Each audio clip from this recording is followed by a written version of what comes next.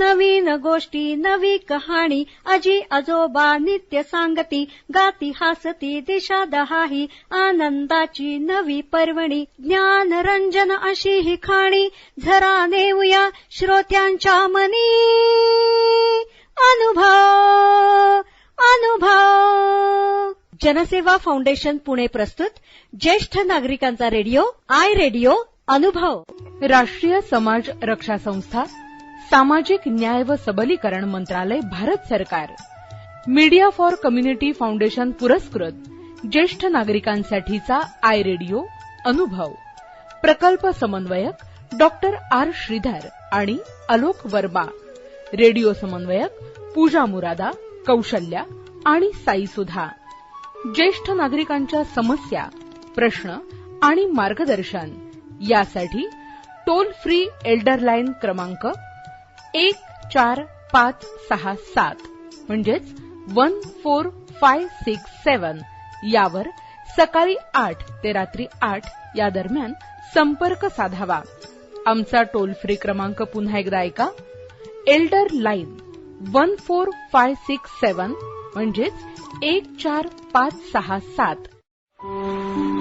श्रोते हो नमस्कार. आपण ऐकत आहात जनसेवा फाउंडेशन पुणे प्रस्तुत आय रेडिओ अर्थात ज्येष्ठ नागरिकांचा रेडिओ अनुभव. कार्यक्रमात आज ऐकूयात निसर्गोपचार तज्ज्ञ डॉक्टर विजया गाजरे यांनी सादर केलेला निसर्ग हाच खरा मित्र या कार्यक्रमाचा भाग 4. निसर्ग ही आपली जननी आहे बघा. माता ही धरती माता म्हणजे ही आपल्या किती उपयोगाची आहे हे लक्षात घ्या. याच्यात उगवलेली प्रत्येक एक गोष्ट आपल्या उपयोगाची आहे, पण आपल्याला त्याचं ज्ञान पाहिजे नाही का. प्रत्येक झाड सुद्धा औषधी आहे. आता साधारण आपण पिंपळ घेतला तर त्याला अश्वत्थ म्हणतात. धार्मिक दृष्टीने त्याला भयंकर महत्व आहे. पण मेंटली डिसऑर्डर जेव्हा लोक असतील तेव्हा त्या व्यक्तीसाठी पिंपळ हे अमृततुल्य आहे. पिंपळाच्या पानावर गरम भात ठेवायचा, त्यावर दही घालायचं, तो गरम भात झाकून ठेवायचा आणि 2 तासांनी तो भात मतिमंद जे असतील त्यांना जर तुम्ही हे 6 महिने खायला दिलं तर निश्चित त्यांच्या बुद्धीमध्ये फरक पडेल. आणि फरक जर पडला तर कायम जरी दिलं तरी हरकत नाही ना, आपल्याला जेवढं जमेल तितकं, कारण शार्प होईल ना त्यांची बुद्धी आणि मुलालाही बरं वाटेल किंवा त्या व्यक्तीला किंवा त्या बाईला कोणालाही बरं वाटेल. म्हणजे काय, आता निसर्गात जन्माला आलेलं म्हणजे उगवलेलं जे जे काही आहे ते आपल्याला किती उपयुक्त आहे याचा तुम्ही खरंच विचार करा. आता दुसरं आहे वडाचं झाड. वडाचं झाड हे खूप विस्तारलेलं असतं. म्हणजे पहिला त्याचा उपयोग म्हणजे त्याची सावली घनदाट असते. तसंच ते गुणी आहे बरं का. त्या वडपारंब्या जर आपण खोबरेल तेलात उकळून घेतल्या आणि ते तेल जर केसांना लावले ना तर दाट केस होतात, गळत नाहीत. आणि तरुण मुलींनी जर हे केलं तर आपल्यासारखं म्हातारपणी त्यांना टक्कल पडत नाही. नक्कीच आता म्हाताऱ्या बायका आपल्याला लवकर पटकन पांढरे केस होतात. आजकाल तर लवकर पांढरे केस होतात. याचं कारण आहार विहार ह्या सगळ्यांचा परिणाम होतो. पण जर हे असं काहीतरी केलं, वडपारंब्या घातलेलं तेल जर लावलं तर निश्चित ते केस त्यांचे लवकर पांढरे होणार नाहीत, तरुण राहील मुलगी आपली. आता दुसरं झाड आहे आंबा. आंबा तर सर्वगुणी आहे. रक्तवाढीसाठी, शरीर पुष्टीसाठी आंबा तर कल्पतरू आहे. सगळ्यांनाच आवडतो, कुणाला आवडत नाही असं नाही. दुसरं आहे नारळ. आता नारळ काय आहे, हे जर भगवंताला अर्पण केलं आपण तर परमेश्वर आपल्याला प्रसन्न होतो. आणि घरात वापरला आपण स्वयंपाकामध्ये तर घरातले खाणारे प्रसन्न होतात. आता नारळ पाणी आजारी माणसाला ऑपरेशन नंतर आधी देतात, कारण त्याला अन्न खाता येत नाही आणि त्या व्यक्तीला औषध इंजेक्शन तरी किती द्यायची, म्हणून ॲलोपॅथिक डॉक्टर सुद्धा देतात बरं का. फक्त निसर्गोपचार आणि आयुर्वेद ह्याच्यामध्ये नाहीये नारळ पाणी. नारळ पाणी ॲलोपॅथिक डॉक्टर सुद्धा ऑपरेशन नंतर ज्या व्यक्तीचं पोटाचं ऑपरेशन झालं असेल त्या व्यक्तीला जेव्हा आता काहीतरी याला अन्न जायला पाहिजे त्यावेळेला नारळाचं पाणी देतात. कारण नारळ हे सलाईन टाईप आहे. सलाईन तर त्यांचे चालूच असतात, पण त्याबरोबर ते त्या व्यक्तीला नारळ पाणी देतात. म्हणजे याला अन्न कितपत पचेल याचा त्यांना आढावा येतो की कसं वाटेल ह्यांना अन्न दिलं थोडं तर. नारळ पाणी हे सगळ्यांना चालणारं आहे. म्हणून सतत आपण काय करायला पाहिजे, नारळ पाणी, धणे जिरे, साळीच्या लाह्या यांच्या पण पाण्याचा उपयोग करावा. आता धणे जिरे, साळीच्या लाह्या पाणीचं कसं हे जर तुम्हाला माहित असेल तर ठीक आहे, पण तरी सुद्धा मी सांगते. नारळ पाणी काय, नारळातून काढलं की पाणी आहे. पण धणे जिरे आणि साळीच्या लाह्या त्या रोज सकाळी भिजत घालायच्या. 12 ते 3 या वेळात ते पाणी घ्यायचं. रात्री, दुपारी, सकाळी घ्यायचं नाही बरं का, कारण त्याने सर्दी होईल म्हणून ते घ्यायचं. आणि कोणाला किती उन्हाळे लागणं वगैरे वगैरे जर असे त्रास होत असतील उन्हाळ्याचे, तर आता धणे जिरे, साळीच्या लाह्या अत्यंत उपयोगी आहे. इव्हन ऑक्सिजनचं काम सुद्धा करतंय हे धणे जिरे. आता आपल्याला सध्या सांगतात की भीमसेनी कापूर सारखा राहू द्या, भीमसेनी कापराने ऑक्सिजन वाढतो. पण या धणे जिरा, साळीच्या लाह्या या पाण्याने सुद्धा आपल्या शरीरामध्ये ऑक्सिजन वाढतो. हे निसर्गोपचाराचं आहे बरं, हे लक्षात ठेवा सगळ्यांनी. काकडी हे आपल्याला किती उपयुक्त आहे. काकडी तर या उन्हाळ्याच्या दिवसात आपल्याला फार उपयुक्त आहे. पण काकडीचा रस, जसं मगाशी तुम्हाला मी सांगितलं की आपल्या चेहऱ्याला सुरकुत्या पडू नयेत म्हणून आपण मुळ्याचा रस लावावा, तसंच काकडीचा रस पण लावावा. काकडी चोचली ना की त्याचं पाणी निघतं ना, पण शिळं नाही. काकडी ताजी पाहिजे, चांगली हिरवीगार अशी ती काकडी हिरवीगार घ्यायची, चोचायची, तिचं पाणी काढायचं. मीठ लावून काढायचं नाही, नुसतं काकडीचं पाणी काढायचं आणि ते आपण चेहऱ्याला लावायचं. बघा आपल्या चेहऱ्याच्या सुरकुत्या कमी होतात की नाही. आल्या असतील तर कमी होतील, नसतील आल्या तर येणार नाहीत. आता काय दुसरं आणखीन पाहायचं आपण, तुळशीचंही आपण बघितलेलंच आहे. आता आणखी दुसऱ्या गोष्टी करायच्या असतील तर डिहायड्रेशन होतं, त्याच्यासाठी याचा उपयोग होतो. कशाचा? पाणी जास्त, आपलं जिरे धणे हे डिहायड्रेशन जर होत असेल तर त्याच्यासाठी त्याचा उपयोग होतो. आता बघा मंडळी, पृथ्वी तलावर मातीचं उकड आहे. माती आणि पाणी हेच खूप आहे. आता मातीन पाणी आहे, पण या मातीतूनच सगळं उगवतंय ना, मग या मातीतूनच सगळं काही होतंय. आता सांगा, आपल्याला पायाचे प्रॉब्लेम आहेत. या पायावर आम्ही काय करतो माहितीये का, मातीची लेप देतो. ती माती कुठली असते तर सर्पाचं वारूळ असतं ना, नागाचं वारूळ, त्या नागाच्या वारुळाची माती आम्ही काढून आणतो आणि त्याचे लेप तुमच्या पायावर देतो. म्हणूनच जेव्हा तुम्ही निसर्गोपचार केंद्रात जाल तेव्हा मातीचे लेप हा एक प्रकार त्याच्यामध्ये आहे. तर मातीच्या लेपाने पोट दुखत असेल तरी आम्ही मातीचे लेप पोटावर ठेवतो, त्याने त्याचा उपयोग होतो. आणि असं जर केलं तर तुमच्या मातीपट्टीनं पोटातले विकार कमी होतात.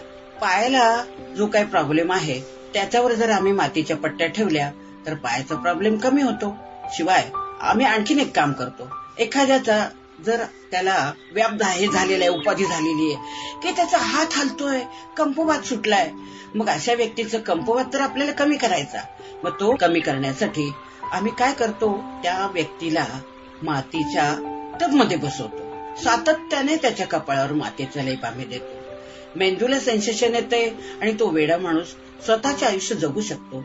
जेव्हा पॅरालिसिस झालेला आहे अशा व्यक्तीला आम्ही काय करतो, 5x5 टब तयार करतो आणि त्याच्यामध्ये ती माती टाकतो. आणि ती माती टाकल्यानंतर ती आदल्या दिवशी ओली करून ठेवायची. त्याच्यात काही औषधं, म्हणजे औषधं काही नाही, तुम्ही म्हणा निसर्गोपचार सांगताना औषधं बोलता. औषध म्हणजे थोडंसं मीठ टाकतो, थोडंसं पुरिटी टाकतो. हे टाकल्यानंतर म्हणजे काय की त्याचा उपयोग आणखी होतो. आणि त्या मातीमध्ये ती व्यक्ती बसून देतो.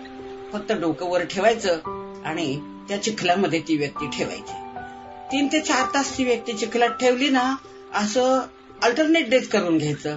असं साधारण महिनाभर उपचार केला तर कमीत कमी पॅरालिसिसचा माणूस त्याच्या पायावर चालू लागतो.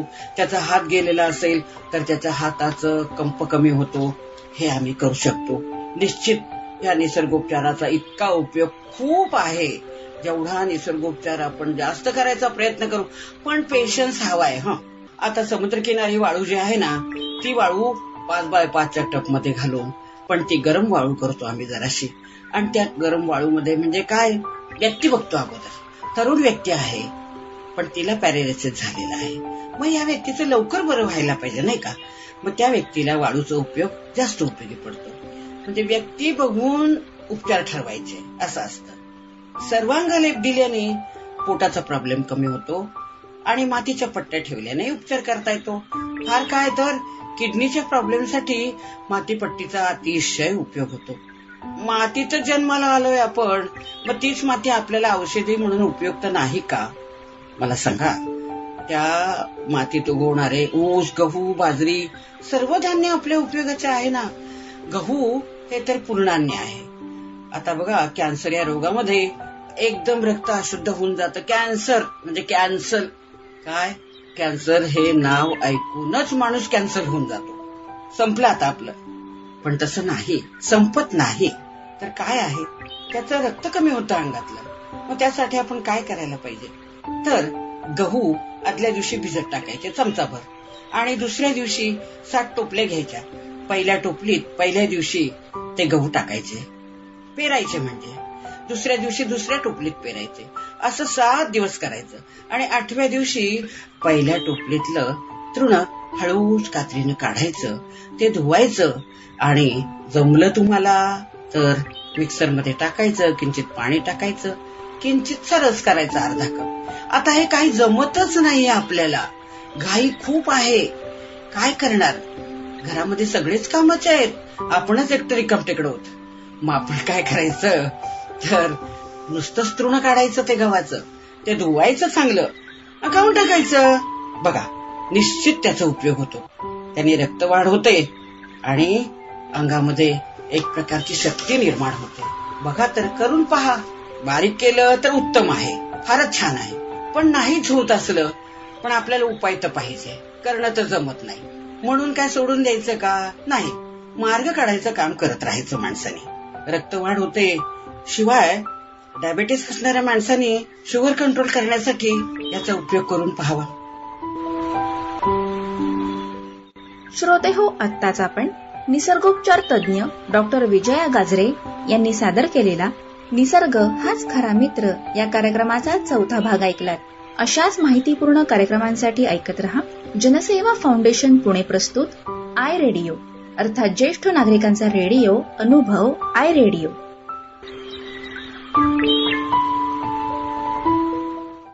देखिए, जीवन के चक्र में उम्र ढलना एक आम सी बात होती है, और इसका बहुत अच्छा उदाहरण आपके सामने इस समय बैठा आपसे बात कर रहा है. लेकिन जिंदगी के इस पड़ाव में कभी कभी ऐसा पल भी आता है जब आपको कुछ मदद की जरूरत पड़ती है, चाहे वो पारिवारिक हो, स्वास्थ्य संबंधी हो, आर्थिक हो, कोई विवाद हो या शोषण का मामला. लेकिन आपके इन सभी जरूरतों को देखते और समझते हुए भारत सरकार ने शुरू की है एक एल्डर लाइन, जहां आपको मिलेगा आपके सारे समस्याओं का समाधान. फोन नंबर है 14567. अब भले आपके बच्चे आपके साथ रहते हो या किसी दूसरे शहर में हो, ये है आपका अटूट सहारा. तो बस जिंदगी के उन सुनहरे लम्हों को संजोकर अपने आज को बेफिक्री से आप जिए, क्योंकि अब ओल्ड एज बनेगा गोल्डन. कैसे? 14567 याद रखिएगा.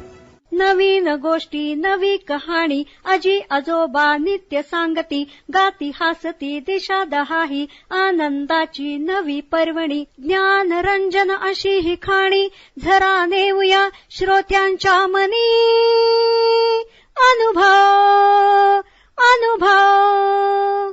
जनसेवा फाउंडेशन पुणे प्रस्तुत ज्येष्ठ नागरिकांचा रेडिओ आय रेडिओ अनुभव.